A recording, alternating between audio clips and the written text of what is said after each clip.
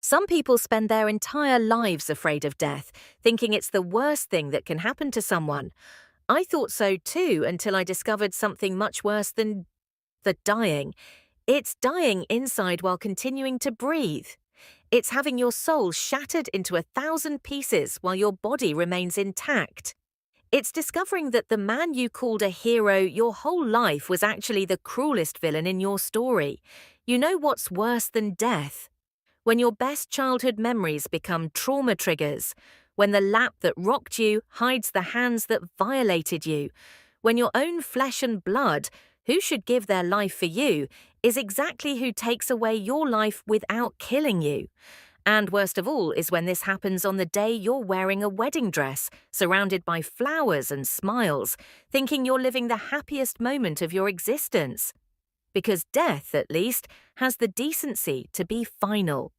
But what I experienced that night in 1975 continues to kill me a little every day, even after almost 50 years.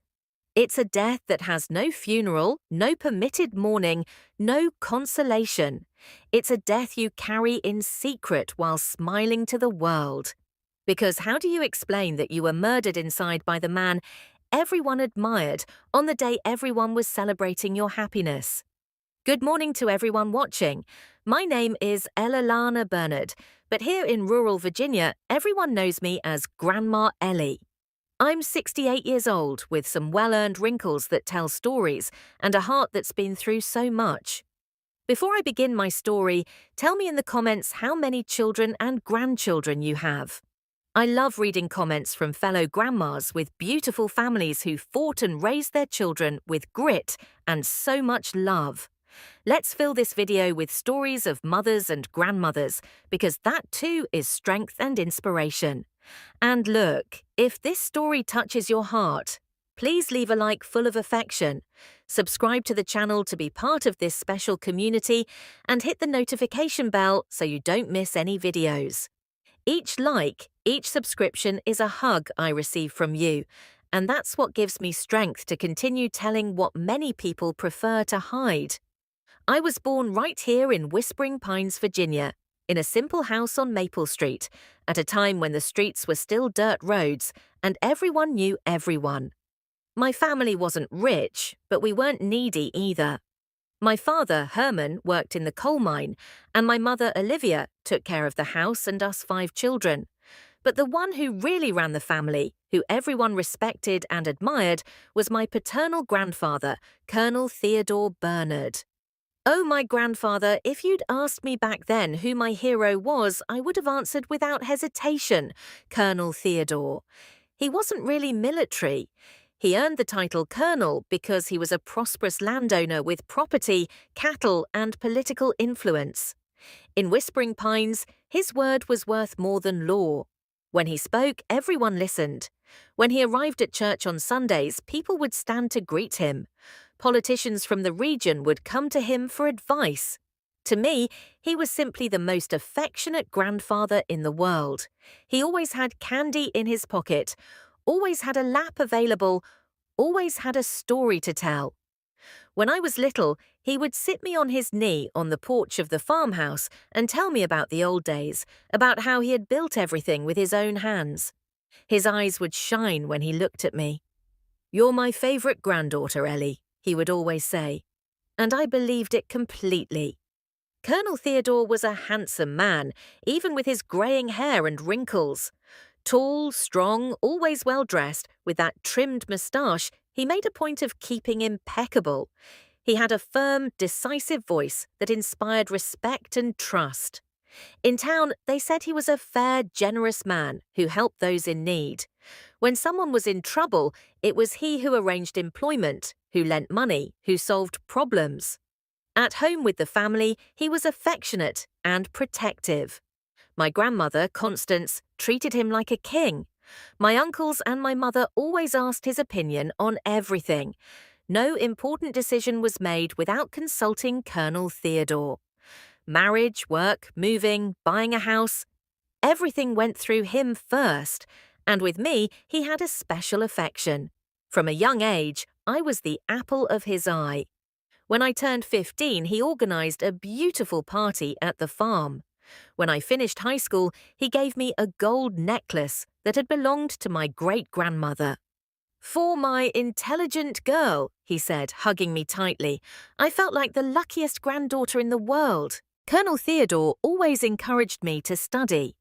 In an era when few girls from rural areas continued their education after elementary school, he insisted that I go to school in town. "My little granddaughter is going to be a doctor," he would always say with pride in his voice. He paid for my studies, my books, even a typing course I wanted to take. It was during one of those trips to town to study that I met Benjamin Allen, a hard-working, honest young man from a simple but respectable family. He worked at the town clerk's office, had a way with numbers, dreamed of having his own small business someday. He wasn't the richest match I could have found, but he was a good man of character. When I told my grandfather I was dating, he wanted to meet the young man. He called Benjamin for a talk at the farm. One of those serious conversations that every family patriarch has with his daughter's suitor. Benjamin was nervous, poor thing, but he did well. He answered all the questions honestly, talked about his plans, about the respect he had for me. "He's a good young man," the colonel told me afterward. "Hard-working, respectful, he has my blessing." I was on cloud nine. My grandfather's approval was all I needed to be sure that Benjamin was indeed the man of my life. The engagement lasted 2 years. 2 years of much planning because my grandfather wanted our wedding to be the event of the year in Whispering Pines. "My favorite granddaughter deserves a celebration worthy of her," he would always say. And he really spared no effort. He hired the best band in the region, ordered sweets from the best bakers, had my dress made by a famous seamstress from the city. The farm looked beautiful for the wedding. My grandfather had a special stage built for the ceremony, decorated everything with flowers, illuminated the yard with coloured lanterns. There was food for 300 people, drinks of the best quality, music until dawn. On the morning of my wedding, I woke up early at the farm where I had stayed the last few days to organise everything. My grandmother, Constance, helped me get ready. My mother, Olivia, cried with emotion. My aunts all talked at once about how beautiful I was. The dress was a white dream with delicate lace, a long train, and a veil that had belonged to my great-grandmother. I looked in the mirror and could hardly believe it was me. I looked like a princess from a fairy tale. "You look beautiful, my daughter," said my father, Herman, when he came to get me. "The colonel is emotional out there, can barely contain his tears." The ceremony was perfect. The pastor, who had been a family friend for decades, performed a beautiful ceremony. He spoke about love, family, commitment.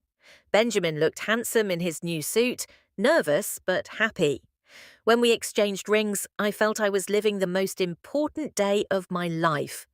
After the ceremony came the celebration. The band played, people danced, ate and drank. It was pure joy. My grandfather was radiant, greeting the guests, receiving congratulations, telling everyone how proud he was of his granddaughter. And then came the time for his speech. Colonel Theodore climbed onto the stage, asked for silence, and began to speak. His powerful voice echoed throughout the farm's yard. "My friends, my dear family," he began, "today is a special day for all of us. We are here to celebrate the union of my most beloved granddaughter, Eleanor, with Benjamin, a young man I already consider a grandson." He spoke about my childhood, about how I had always been a special, intelligent, affectionate girl. He told funny stories, emotional moments, talked about the dreams he had for me. His voice broke when he said he saw me as a daughter, that I was the light of his eyes. "Ellie," he said, looking directly at me, "you have always been my special girl. Since you were little, I knew you were different from the others. You have something unique, something that captivated me from day one. And today, seeing you there, so beautiful, so happy, I can only thank God for giving me the privilege of being your grandfather." Tears ran down my face. Everyone applauded emotionally. Even the toughest men in town had misty eyes. It was the most beautiful speech I had ever heard. At that moment, feeling loved, protected, surrounded by my family and the man who had just become my husband. I truly believed I was the luckiest granddaughter in the world. My grandfather's affection, that special love he had always shown for me, made me feel unique, chosen, blessed. Little did I know that behind those affectionate eyes, those sweet words, all that protection lurked intentions that an innocent girl like me could never have imagined. The man I loved and respected most in the world, who had organized the happiest day of my life, was about to turn it into the worst nightmare I had ever experienced. The party was at its peak when my grandfather came down from the stage after that beautiful speech. People were still commenting on his words about how moving it had been. I was dancing with my husband Benjamin when I felt a hand on my shoulder. "Ellie, my dear granddaughter," it was Colonel Theodore's voice. "Come here. I want to give you a special toast." I looked at him and saw he was carrying 2 glasses. The crystal sparkled under the coloured lights of the lanterns. The golden liquid foamed delicately. "What's that, Grandpa?" I asked curiously. "It's French champagne," he said with that affectionate smile of his. "I've been saving this bottle for years, waiting for the day of your wedding. It's a toast just for the 2 of us before the party ends and you leave with your husband." My heart filled with tenderness. Even on my wedding day, he was still thinking of me in a special way. Benjamin smiled too, finding the gesture beautiful. "Go ahead, honey," my husband said. "It's a special moment between you 2. I took the glass my grandfather offered me. It was cold, heavy, elegant. I had never had French champagne before. In fact, I had never had anything stronger than communion wine. "To you, my most beloved granddaughter," he said, raising his glass. "To the beautiful and special woman you have become, to all the unique moments we have shared and those we will still share." "Thank you, Grandpa," I responded emotionally, "for everything you've done for me, for all the affection, for organizing this wonderful celebration." We toasted and drank. The champagne had a different taste, somewhat bitter, stronger than I expected. But it was special to be there with him, having that intimate moment in the middle of the party full of people. "Drink it all, my child," he said gently. "It's for good luck in marriage." I obeyed. I always obeyed my grandfather. I drank the whole glass, even though I found the taste somewhat strange. He also drank his, gave me a little kiss on the forehead, and returned me to Benjamin. "Now you can continue dancing," he said, smiling. "Enjoy the party." Well, I returned to my husband's arms. The band was playing a romantic song. People continued celebrating, talking, laughing. Everything was perfect. But about 20 minutes later, I began to feel something strange. First, it was a slight dizziness that I thought was from the emotion of the day. Then, my legs began to feel heavy, as if they were full of lead. "Benjamin," I whispered to my husband, "I'm feeling a bit strange." "How so, honey?" he asked, concerned. "I don't know, kind of dizzy. My legs are weak." He held me more firmly. "Must be fatigue, right? It's been a long day, lots of emotion." I tried to agree, but the sensation was getting worse. My vision began to blur. The voices around me seemed to come from very far away. The coloured lanterns turned into blobs of light dancing in front of me. "Benjamin, I think I need to sit down," I said. But my voice came out slurred, different. "Of course, honey, let's find a chair." But before we could move, my grandfather appeared at our side as if he had noticed my discomfort from afar. "What's wrong, Ellie? Not feeling well?" "She's a bit dizzy, Colonel," Benjamin explained. "I think it's fatigue." My grandfather looked at me with that expression of concern I knew so well. The same look he had when I was little and got sick when I hurt myself playing when I needed care. "My poor granddaughter," he said, touching my forehead. "It must indeed be fatigue. It was too much for one day, and the champagne might have hit her hard too. She's not used to alcohol." My mother, Olivia, approached, also concerned. "What's wrong, my daughter?" "She's a bit weak," the Colonel explained. "I think she should lie down a bit to recover. She can't be like this on her wedding day." Where can she rest? Benjamin asked. That's when my grandfather had the idea that at the time seemed perfect, full of care and affection. Let me take my granddaughter to one of the rooms at the back of the house, he said. It's quieter there, away from the noise of the party. She can rest for a few minutes and come back refreshed. My mother agreed immediately. Yes, it's cooler there too. Benjamin hesitated for a second, but then agreed as well. Are you sure it's not an inconvenience, Colonel? An inconvenience to care for my dear granddaughter? Never, my grandfather responded, already supporting me. It's the least I can do for her. At that moment, his attitude seemed like the most natural thing in the world. That's how it had always been. When I needed something, he was there. When I got hurt, he carried me. When I got sick, he took me to the room and stayed with me until I got better. Thank you for the care, Colonel, said Benjamin. How long do you think she'll need? Oh, about 30 minutes should be enough, my grandfather replied. The important thing is for her to recover well. Then he supported me, almost carrying me because my legs really weren't obeying properly. We walked through the party, passing by guests who continued celebrating. Some asked if everything was all right, and my grandfather quickly explained that I just needed to rest a bit. The walk to the house seemed eternal. Each step was an immense effort. My head was heavy, my thoughts confused. It was like being in a bad dream where everything happens in slow motion. Calm down, my granddaughter, my grandfather said softly as he supported me. We're almost there. You're going to lie down a bit and you'll be fine. We entered the big farmhouse. The back rooms were far from the main room, down a long corridor. It was the quietest part of the house where the noise from the party really didn't reach. He took me to a room I knew well.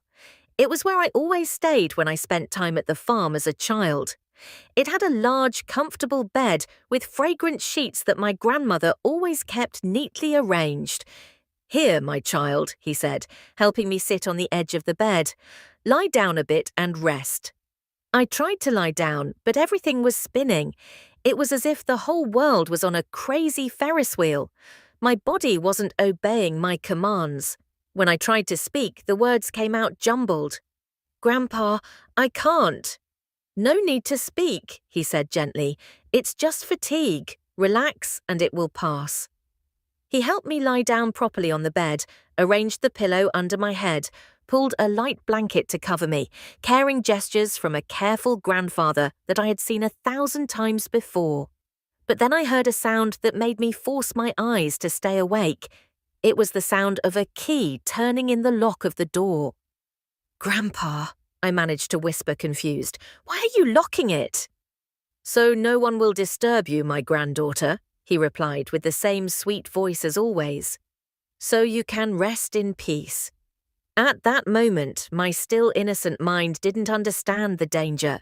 Even with that strange sensation in my body, even with the door locked, I still completely trusted him. He was my grandfather, the man who loved me, who protected me, who had just organized the wedding of my dreams. The last thing I clearly remember was him approaching the bed again. My eyes were too heavy, my body completely without strength. It was as if I was sinking into a thick fog where sounds became distant and images blurred. Rest, my special granddaughter. I heard his voice like a distant echo. Rest and Grandpa will take care of you.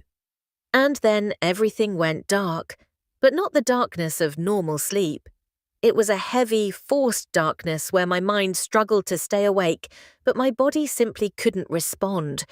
It was like being trapped inside my own body, conscious but completely defenseless.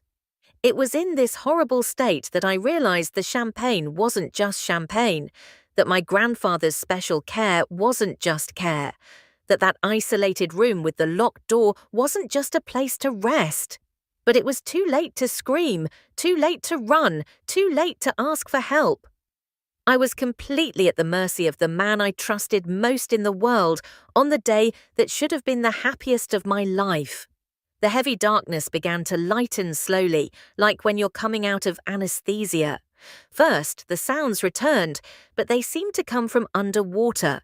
Then, the sensation of my own body on the bed, but it was as if I were just an observer, unable to move. My eyes opened, but everything was blurry. The room was in semi-darkness with only a beam of light entering through the half-open window. I tried to move my arms, but they didn't obey. It was desperate. My mind was functioning. I understood where I was, but my body remained dead. And then I realized I wasn't alone in the room. My grandfather's figure was there near the bed, but he was different from the caring man I knew. His movements were furtive. His hands trembled slightly. When our eyes met, I saw something in his eyes that I had never seen before. A strange, hungry gleam that made me feel a fear I didn't even know existed. "Woke up my beautiful granddaughter." His voice was different, lower, hoarser. "Good, I was waiting." I tried to speak, tried to ask what was happening, but my tongue was too heavy. I could only emit confused sounds as if I were moaning. "Shh, no need to speak," he whispered, getting closer to the bed. "Grandpa knows what you need." That's when I felt his hands touching my face. The touch that once brought me security now made me shiver with dread. His hands were different, more lingering, more invasive. I tried to move my head away, but I managed only a minimal movement. It was like being trapped in an invisible armor, aware of everything, but unable to react. "I've always been in love with you, Ellie," he whispered in my ear. "Since you were little, you're so special, so different from the other girls in the family." His words froze me inside. Those phrases that I always thought were affectionate from a grandfather proud of his granddaughter took on a completely new and disgusting meaning. "All these years I've waited," he continued, his hands now touching my arms. "Waited for you to grow up, become a woman, and today at your wedding, you're so beautiful." I tried to scream, but only a hoarse whisper came out. My entire body went into panic, but I couldn't move. It was the worst nightmare I could imagine, being completely vulnerable in the hands of the one I trusted most. He began to mess with my wedding dress. His hands, which had so often hugged me with a grandfather's affection, now violated my body with repugnant lust. "You can't imagine how many times I've dreamed of this moment," he murmured. "How many times I've looked at you growing up and imagined." Tears began to stream from my eyes. It was the only reaction my body could have. Crying silently while the man I loved most in the world tore me apart inside. I tried to focus on the party outside. I could hear the distant music, the laughter, the voices of people who were celebrating my wedding. My husband was there, my family, my friends, all thinking I was just resting. "No one will suspect," he said, as if reading my thoughts.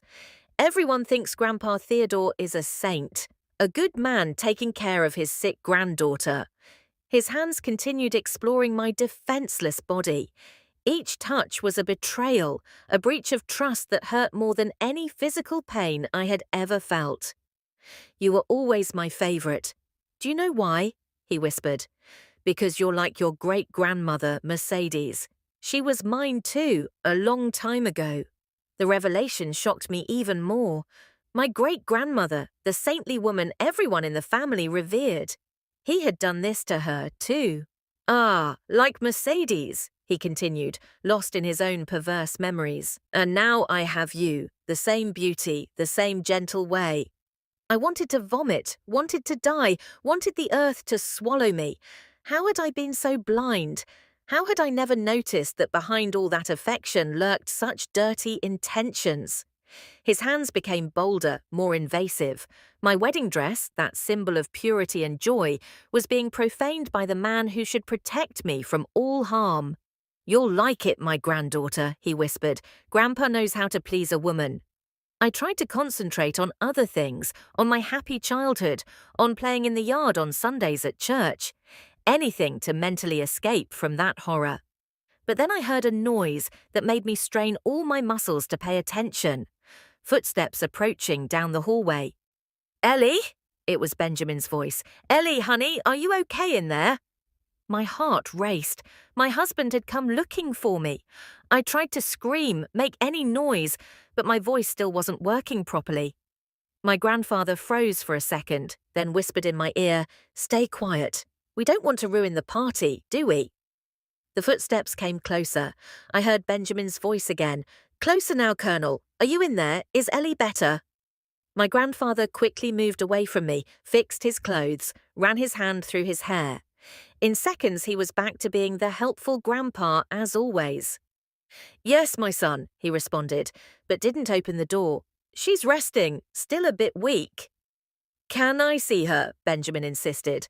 Better not to wake her now, my grandfather responded. She's sleeping deeply. Must be the effect of the champagne. There was a pause. I sensed that Benjamin was hesitating, probably wondering if he should insist or not. Are you sure she's all right? He asked again. Of course I'm taking care of her, aren't I? Another pause. My heart was beating so hard I thought it would explode in my chest. It was my chance, perhaps the only one. With all the strength I could gather, I tried to make some noise, a moan, a movement, anything that would draw attention. And I succeeded. A tiny sound, almost imperceptible, but it came out of my throat. What was that noise? Benjamin asked, alert. It must be her stirring in her sleep, my grandfather responded quickly. Normal? But Benjamin wasn't convinced. I heard him messing with the doorknob. Why is it locked? His tone changed. It became more suspicious. So no one disturbs her, my grandfather explained, but I noticed nervousness in his voice for the first time. I just want to see if my wife is okay, Benjamin insisted more firmly now. There was a moment of silent tension. Then I heard the key turning in the lock.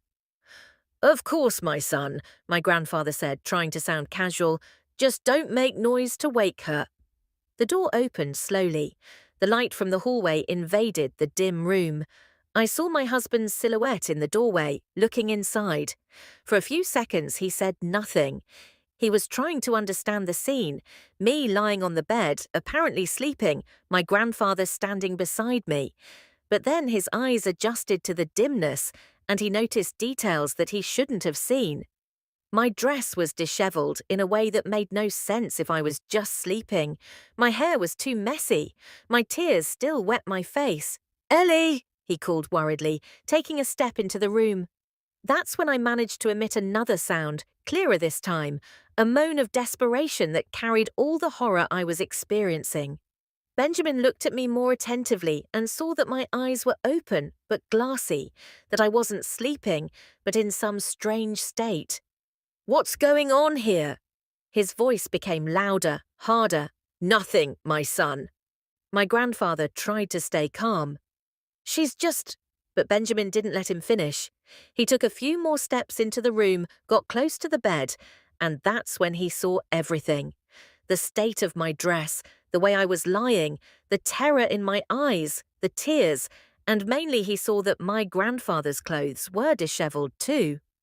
My God in heaven, he whispered, his voice trembling with shock and anger. What have you done to her? It's not what you're thinking, my grandfather tried to explain, but his voice no longer had that firmness of always. Ellie, Benjamin shouted, running to me. Ellie, talk to me! I tried to respond, tried to move, but I was still trapped in that body that didn't obey me. I could only cry harder. That's when Benjamin understood everything. The strange drink, my grandfather's excessive care, the isolated room, the locked door, my altered state. The scream that came from his throat was one of pure pain, of animal rage, of someone who had just discovered that the person he trusted most had committed the worst possible crime against the one he loved most. You wretched man! And then he threw himself on top of my grandfather with a fury I never imagined my gentle husband could have. The sound of bodies colliding echoed through the room. Benjamin, who had always been a calm, polite man, transformed into a beast. I had never seen so much anger in someone. He grabbed my grandfather by the collar of his shirt and threw him against the wall with a strength I didn't know he had. You disgusting animal! He shouted as he punched Colonel Theodore's face. How could you do this to her? My grandfather, even being a strong man, was at a disadvantage. Benjamin's anger was of frightening intensity.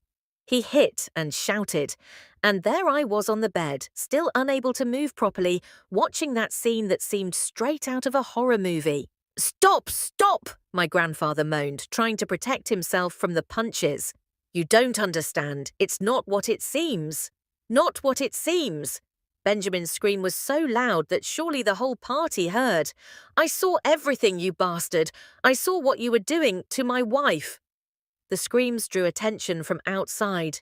I began to hear voices approaching, footsteps running down the corridor.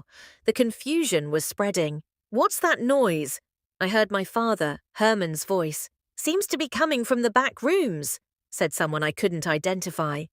Benjamin continued beating my grandfather, who was now on the floor with his face bleeding. It was a horrible scene, but at the same time, I felt a strange satisfaction seeing that man being beaten after what he had done to me. "Come here, come see what this monster did," Benjamin shouted to those who were arriving. My father was the first to enter the room, followed by my uncles and some other people from the party. What they saw left them in total shock.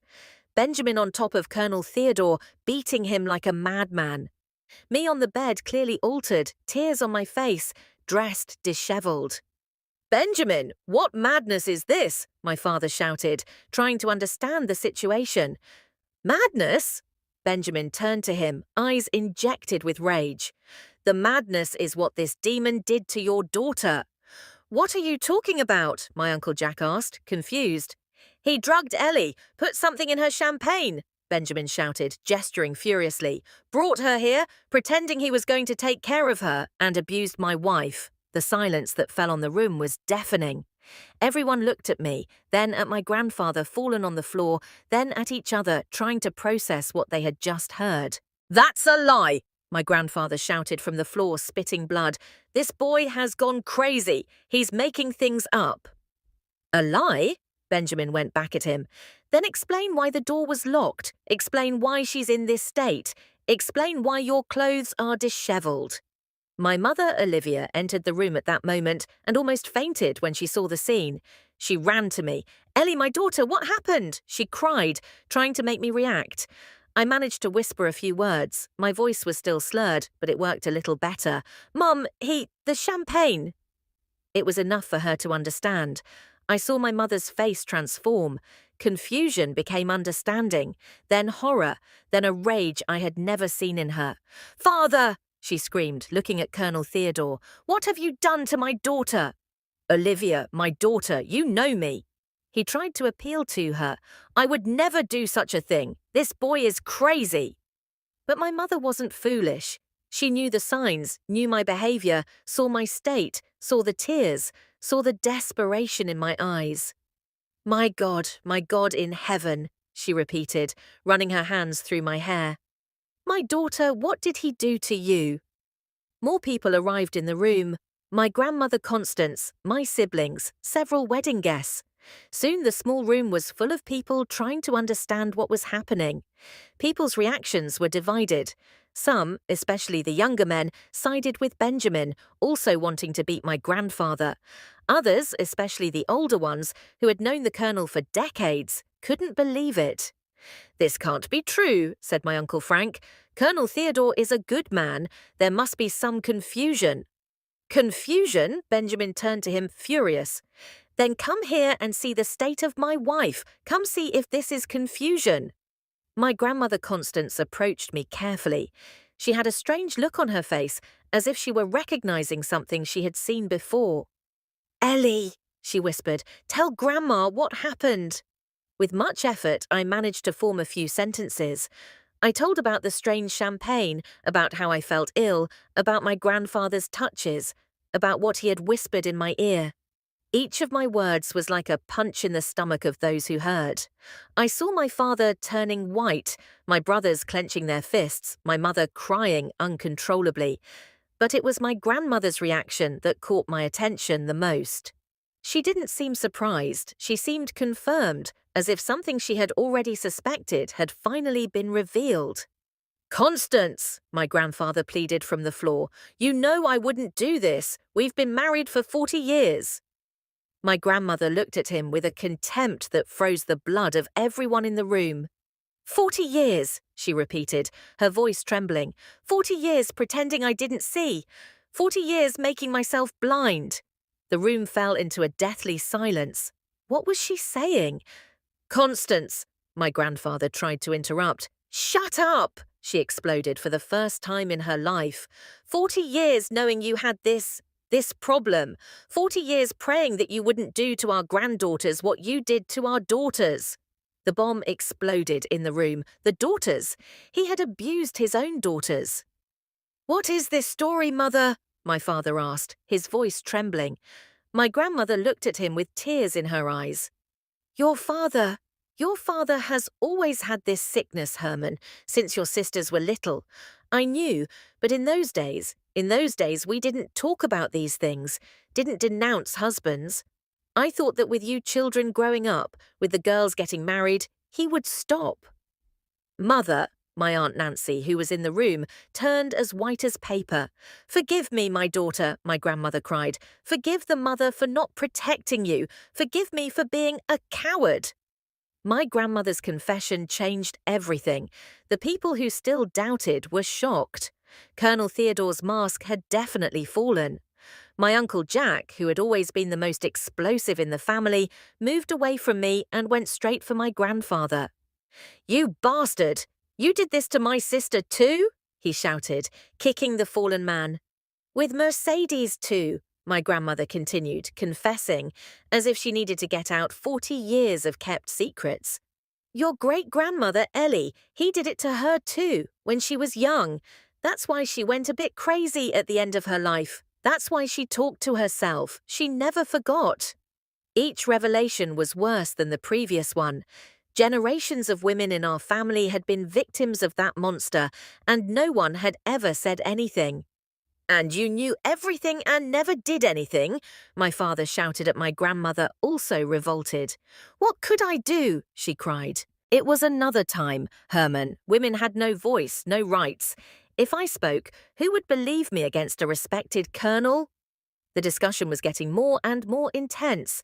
Everyone shouting at once, some blaming others, some defending, others attacking, my grandfather on the floor getting beaten whenever someone passed near him. And there I was on the bed, still half drugged, watching my family tear itself apart in a matter of minutes. The dream wedding had turned into a lifetime nightmare. That's when I heard sirens approaching from outside. Someone had called the police. Good, shouted Benjamin. Now this demon will pay for what he did. But I knew it wouldn't be that simple. I knew my town, knew my grandfather's influence.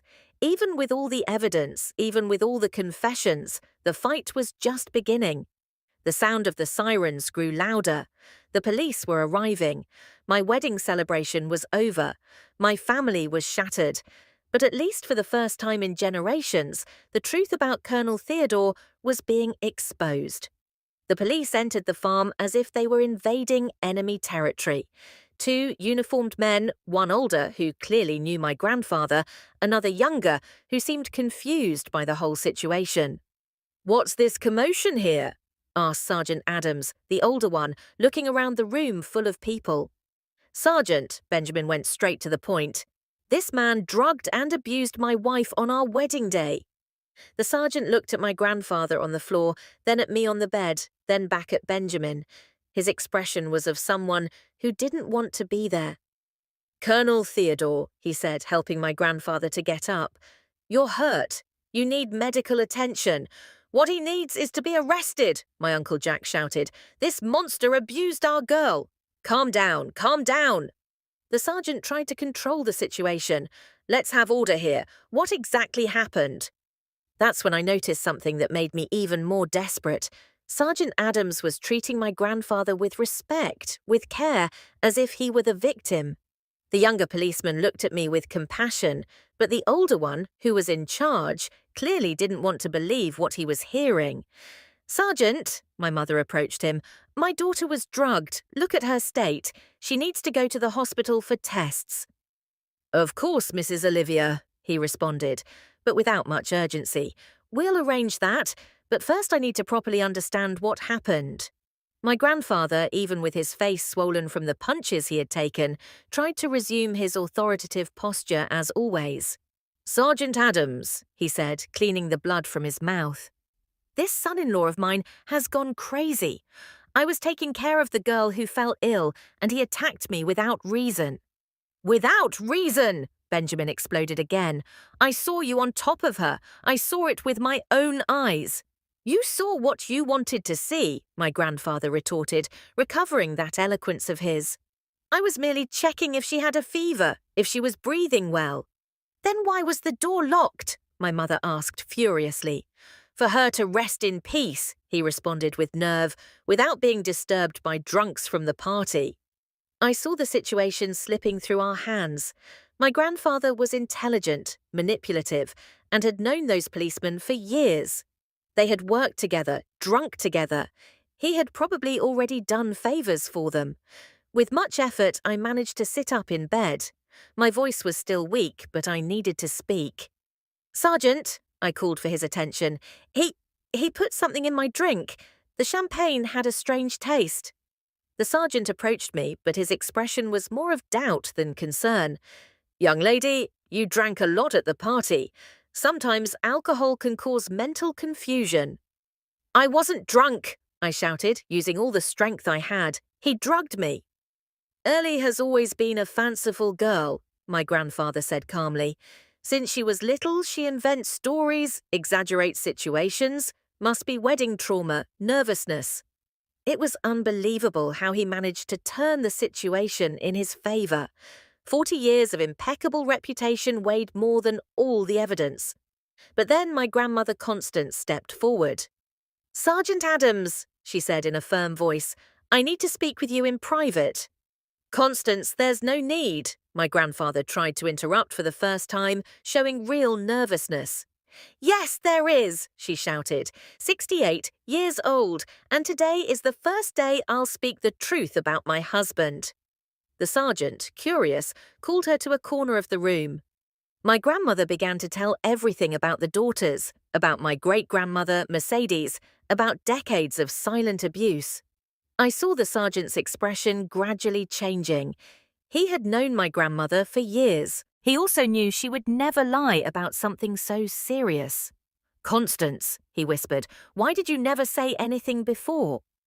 "Because it was another time," she responded, crying. "Because there was nowhere to run. Because he threatened me, said he would have me committed to an asylum if I opened my mouth. But today, seeing what he did to my granddaughter on her wedding day, I can no longer stay silent."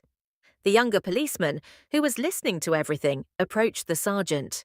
"Chief, I think it's better we take everyone to the station to file a detailed police report." "There's no need for that," my grandfather intervened quickly. "It was a misunderstanding, a momentary confusion." "Confusion? Nothing of the sort," my father exploded. "My daughter is going to have a forensic medical examination right now." That's when I noticed that my grandfather became really nervous. A forensic medical exam would show the drug in my blood. It would show evidence of the abuse. It was irrefutable proof. "Herman," he tried to appeal to my father, "you are my son. You've known me since you were born. Are you going to believe all this madness?" My father looked at him with a mixture of pain and disappointment that broke the heart. "Father," he said, his voice trembling, "if what they're saying is true, you're not my father. You're a monster." At that moment, more people arrived at the farm. The town doctor that someone had called and the district attorney who lived nearby and heard the commotion. Dr. Wallace, the doctor, came straight to me. "Ellie, how are you feeling?" I told him about the symptoms. The sudden dizziness, the weakness, the loss of coordination, the preserved consciousness but the paralyzed body. "I need to run some tests," he said. "Seriously, this really seems like intoxication by some substance." The district attorney, Mr. Richards, was a younger man recently arrived in town who didn't have the political ties of the older policeman. "What's the situation here?" he asked, looking around. Benjamin was the one who explained everything from the strange champagne to the moment he found my grandfather abusing me. The DA listened to everything attentively, taking notes. "Doctor," my mother addressed him. "My daughter needs to go to the hospital for tests, and this man needs to be arrested." "We'll follow all legal procedures," Mr. Richards responded. "First, your daughter will be examined at the hospital. Then, we'll take all the statements at the police station." My grandfather tried one last card. "Mr. Richards, you know me. I'm a respected man in this town for decades. This story makes no sense. Why would I do such a thing?" The DA looked at him coldly. "That's exactly what we're going to find out, Colonel." Meanwhile, the wedding guests who were still at the farm began to leave. Some whispered among themselves, clearly shocked. Others seemed not to believe what they had witnessed. The news would spread through town like wildfire. By dawn, everyone in Whispering Pines would know that the respected Colonel Theodore had been accused of abusing his own granddaughter on her wedding day. They took me to the hospital in Bedford, the larger nearby city. Benjamin went with me, holding my hand during the entire journey. He didn't talk much, but I could feel the anger still boiling inside him. At the hospital, they did all possible tests. They collected blood, performed a gynecological exam, photographed the bruises that had begun to appear on my body. Each procedure was one more humiliation, but I knew it was necessary. The nurse who attended to me was an older woman with a gentle look. "My child," she said, while collecting a blood sample, "you're very brave to report this. Many women don't have that courage." "I wasn't brave," I replied. "I just got lucky that my husband found me in time." "Even so," she insisted, "now you can help other women who went through the same thing." The test results came out a few hours later. They confirmed the presence of chloroform in my blood, a substance that couldn't have gotten there naturally. The gynecological exam confirmed the abuse. They were irrefutable proofs. Even with all my grandfather's influence, there was no way to deny those results. We returned to Whispering Pines the next day. The town was in an uproar, groups of people talking on street corners, all talking about the scandal at the Colonel's farm. At the police station, I gave my formal statement. I told everything in the minutest detail, from the strange champagne to the moment Benjamin arrived in the room. My grandmother also gave her statement. She told about decades of silent abuse, about the daughters who had suffered, about my great-grandmother. It was the first time in her life she spoke openly about those horrors. My grandfather, even with all the evidence against him, continued denying everything. He said it was a conspiracy to destroy his reputation, that Benjamin and I had set it all up to inherit his lands. But the medical exams didn't lie. And my grandmother's testimony, a woman respected by the entire town, carried enormous weight. The DA, Mr. Richards, requested the preventive detention of my grandfather. The judge, even being a family friend for years, had no choice but to accept in the face of so much evidence. Seeing Colonel Theodore being led away in handcuffs from the police station was one of the most surreal scenes of my life. The man I had admired since I was little, who the entire town respected, who had power and influence, was being treated like a common criminal. And that's what he was, a criminal who had hidden behind a mask of respectability for decades. The family divided exactly as Benjamin had predicted that terrible night. On one side were my mother, my father, my siblings, some uncles and cousins who believed the truth. On the other were those who couldn't accept that the family patriarch was a monster. My grandmother Constance, for the first time in 40 years of marriage, made her own decision. She asked for legal separation. At 68 years of age, she decided to start life anew, away from the man who had made her a silent accomplice to so many abuses. The trial took months to happen. During that time, more victims appeared. Women from the town who had been abused by him when they were young, but had never had the courage to speak up. My grandfather's political influence tried to interfere with the process several times. Powerful attorneys were hired. Witnesses were pressured. They even tried to bribe the DA, but the truth was stronger than any influence. In the end, Colonel Theodore was sentenced to 20 years in prison for statutory rape, corruption of minors, and forming a gang to cover up sexual crimes. 20 years. At 74 years of age, he would probably die in prison. The sentence brought relief, but not peace. The trauma of what happened that night stayed with me for a long time. I had to do therapy, face nightmares, deal with distrust and fear. My marriage with Benjamin, which should have begun with joy, began with deep scars. But he gave me the greatest proof of love anyone can give. He stayed by my side, supported me, fought for me when I didn't have the strength to fight for myself. The town was never the same after the scandal. The Colonel's reputation spread throughout the region. Whispering Pines ceased to be the quiet town where everyone knew each other, to become the place where the worst crime happened on what should have been the happiest day. But it also brought positive changes. Other women felt encouraged to report abuse. A support group was created in town. People began to talk more openly about domestic violence and sexual abuse. My story, as painful as it was, ended up serving to break decades of silence and protect other potential victims. The years that followed were of reconstruction. It wasn't easy, it wasn't quick, but slowly Benjamin and I managed to build a life together on the ruins of that terrible night. We moved from Whispering Pines 2 years after the trial. The town was too small, the wounds still too open.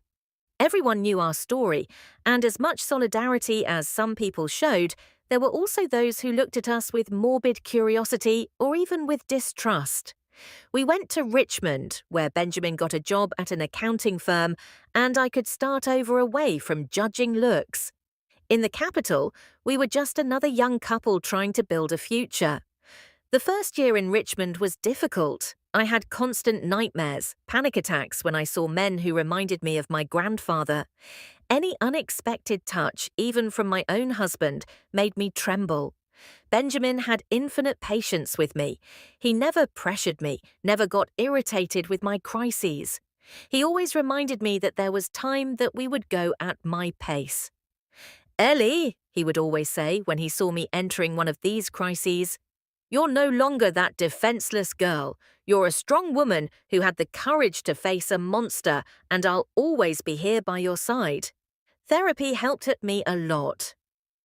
Dr. Martin, the psychologist I began to see in Richmond, taught me techniques to deal with trauma to separate the past from the present. It was 2 years of weekly sessions until I managed to sleep a whole night without waking up sweating. In 1978, 3 years after that fateful wedding, our first child, John Benjamin, was born. Holding that baby in my arms was an indescribable sensation. For the first time since the night of the abuse, I felt there was something pure, something good, something worthwhile in life. Benjamin cried when he saw his son for the first time. "Look at that," he whispered. "Our family is growing. Something good was born from our pain." John was a calm, smiling baby who brought joy to our home. Taking care of him gave me purpose, made me focus on the future instead of remaining a prisoner of the past. 2 years later came Mary Elizabeth, a smart, talkative girl who completed our family. As the years passed, the wounds healed. They didn't completely disappear. Traumas like that never completely disappear, but they became more bearable. I learned to live with them, to not let them control my life. In 1982, I received news by mail that deeply shook me. My grandfather, Colonel Theodore, had died in prison, heart attack at 81 years. 7 years after the conviction, he had finally paid his debt with his life. When I read the letter, I felt a strange mixture of relief and sadness. Relief because that monster could never hurt anyone again. Sadness for the memory of the man I thought he was when I was a child before discovering his true face. "How are you feeling?" Benjamin asked when I showed him the letter. "Free," I responded after thinking a while. "For the first time in years, I feel completely free." We didn't go to the funeral. My grandmother Constance, who had moved to Bedford and rebuilt her life at 70, didn't go either. "He died to me a long time ago," she said when I sought her to talk about his death. The 80s were tranquil for our family. Benjamin prospered at the company. I dedicated myself to raising the children and later returned to study. I had always wanted to be a teacher, and at 35, I finally realized that dream. Teaching brought me enormous satisfaction. Working with children allowed me to do something positive to contribute to forming better people. And in a way to always be alert to signs of abuse in the school children was my way of preventing others from going through what I went through.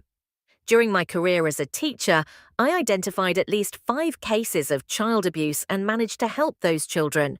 It was painful to relive my own story with each case, but knowing I could make a difference in their lives compensated for any suffering. John grew up and became a lawyer, specializing in family law. "I want to help families that went through situations like ours," he would always say. Mary Elizabeth became a pediatrician. "I want to take care of children, protect the little ones," was her answer when asked about her professional choice. Both always knew the family history, but in a way adapted to their age. As they grew, I told them more details, always emphasizing that we managed to overcome, that we built a good life despite the initial trauma. "Mum," John said to me one day when he was already a grown man, "you are the strongest person I know. What happened was horrible, but the way you dealt with it, how you raised us, how you helped other people, that's inspiring." In 2008, when I retired from school at 52, I decided to do something I had been planning for a long time. I opened a support group for women victims of sexual violence in Richmond. New Beginnings, as we called it, met every Thursday in a small room provided by the neighborhood church. At the beginning, we were just 5 women, me who facilitated the group and 4 participants, all with different stories, but with the common pain of having been violated by people they trusted. With time, the group grew. We came to have 20 women participating regularly. During the 15 years I coordinated New Beginnings, I helped more than 200 women rebuild their lives after sexual traumas. There were stories of daughters abused by fathers, wives raped by husbands, girls violated by relatives. Each story hurt as if it were mine, but also gave me strength to continue. Mrs. Ellie, one of the participants, told me once, "You saved my life. If it weren't for this group, I wouldn't have made it." Comments like that made me feel that my pain had served for something greater, that my trauma had transformed into a tool to help other people. Benjamin supported me in everything. When I arrived home, emotionally exhausted after the groups, he was always there with a hot tea and a welcoming hug. "You're doing beautiful work, love," he would always say, transforming pain into healing. In 2010, at 67, I decided to stop coordinating the group. I was tired and felt I had given my contribution.